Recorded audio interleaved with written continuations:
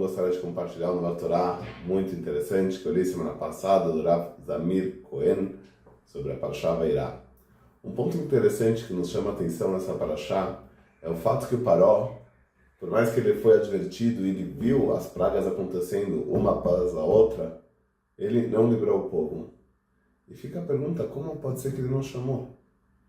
Está escrito nos psukim, nos versículos, que quando Moshe Rabbeinu, o seu irmão Aaron, eles chegam para falar com o Paró, Aaron, ele joga, de acordo com as ordens de Moshe, o seu cajado no chão, vira uma serpente com umas opiniões crocodilo, mais famosas serpentes, e o Paró, ele chama os seus feiticeiros e fazem as mesmas coisas. Falou, bom, é só um truque aí de mágica, então tô de boa, né? Entre aspas. Aí, Moshe Rabbeinu avisa que vai chegar a primeira praga, sangue, que todas as águas do Egito iam se transformar em sangue. E ele foi lá, chamou os seus feiticeiros, pediu para fazer a mesma coisa. E ele falou, bom, só um truque de mágica. Segunda praga também. Chegou lá, sapos. Ele tinha sapos em todo o Egito, em tudo que era lugar. E mesmo assim, ele chamou seus feiticeiros, fizeram a mesma coisa e falou, beleza, então é só um feitiço. Assim por diante, até que ele chegou na praga de Quinim dos piolhos, que ele chamou os seus feiticeiros, e eles não conseguiram imitar. Aí o que os feiticeiros falaram? Etzba Elokim I, isso é um dedo de Deus.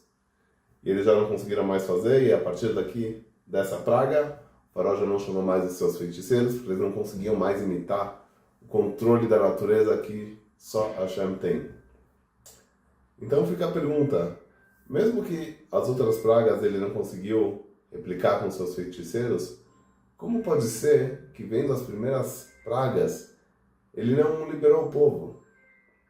E também fica a pergunta, por que os feiticeiros de Paró falaram que é um dedo de Deus, não a mão de Deus que está fazendo todo esse fenômeno incrível que a gente está vendo no Egito?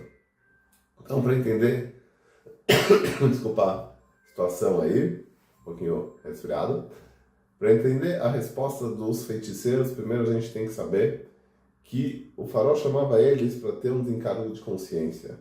Ele entendia a gravidade do negócio, mas por outro lado, ele queria saber ele queria diminuir o efeito do que ele estava vendo, de uma coisa fora do comum.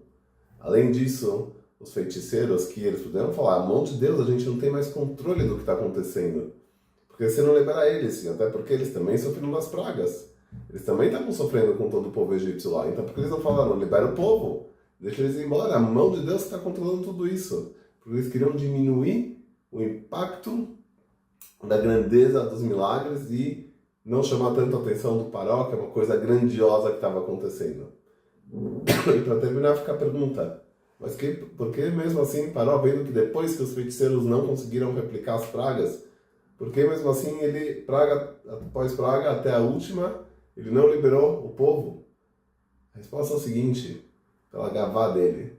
O orgulho dele era tão grande que, apesar de que está escrito que Hashem, ele endureceu o coração de Paró para ele não liberar, isso é uma explicação também, porque quando você vê um milagre aberto assim, você já perde o livre-arbítrio. Então Hashem tem que equilibrar o livre-arbítrio para você estar numa situação de poder escolher. Então ele podia escolher liberar o povo, só que ele não queria, porque pela gavá, pelo orgulho que ele tinha. E daqui a gente aprende uma lição importante, o quanto orgulho pode destruir coisas. Como orgulho, por mais que a pessoa entende com a razão, o cérebro racional mostra tudo para ele como está funcionando, mas as coisas são distorcidas a partir de que midot raot, características pessoais ruins, distorcem todo o cenário. A gente vê o que aconteceu com o Egito, eles foram destruídos até que o Faraó liberou ele. Isso não só para o Egito, isso pode acontecer na vida de cada um e um. Para a gente aprender aqui que isso pode destruir a paz do lar, brigas entre marido e esposa, pais e filhos, amigos, etc. e tal, com professores, alunos, lugares de trabalho. Então, a gente tem que aprender como esse poder é destruidor e a gente tem que se cuidar disso. E para cuidar da gavá, do orgulho, apenas estudando Torá para a gente ser uma pessoa com as características mais refinadas. Shabbat Shalom, até a próxima.